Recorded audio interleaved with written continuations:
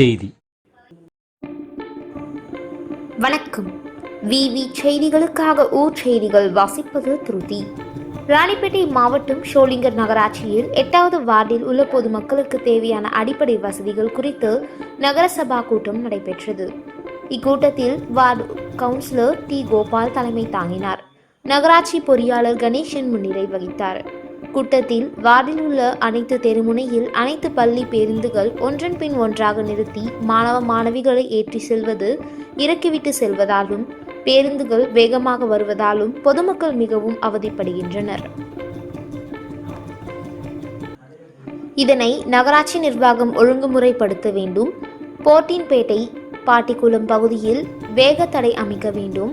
வார்டில் உள்ள கால்வாய்கள் ஆங்காங்கே மூடப்படாமல் உள்ளது. இதனால் அடிக்கடி விபத்து ஏற்படுகிறது. அதனை மூட வேண்டும். வார்டில் உள்ள கை பம்புகளை சீரமைத்து பொதுமக்களின் பயன்பாட்டிற்கு கொண்டு வர வேண்டும். தெருக்களில் மாலை நேரங்களில் மின் விளக்குகள் ஒளிர செய்யப்பட வேண்டும். இரவு நேரங்களில் அவ்வப்போது மின் விளக்குகள் ஒளிர்வதை நிறுத்தம் செய்யப்படுகிறது. இதனால் தெரு பகுதி முழுவதும் இருள் சூழ்ந்து காணப்படுகிறது. பொதுமக்கள் நலன் கருதி மின் விளக்குகள் முறையாக ஒளிர வைக்க வேண்டும்.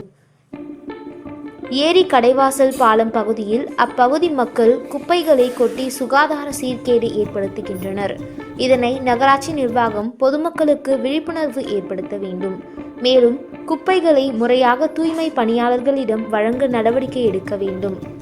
நகராட்சி பகுதியில் வசிக்கும் பொதுமக்கள் பெரும்பாலானோர் வீட்டு வரி, குடிநீர் வரி உள்ளிட்டவர்களை நிர்வாகம் முறையாக பில் பராமரிப்பு செய்வதில்லை.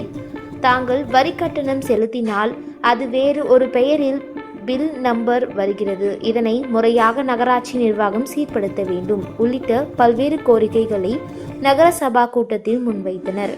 கூட்டத்தில் அப்பகுதி வார்டு பொதுமக்கள் 100க்கும் மேற்பட்டோர் கலந்து கொண்டனர்.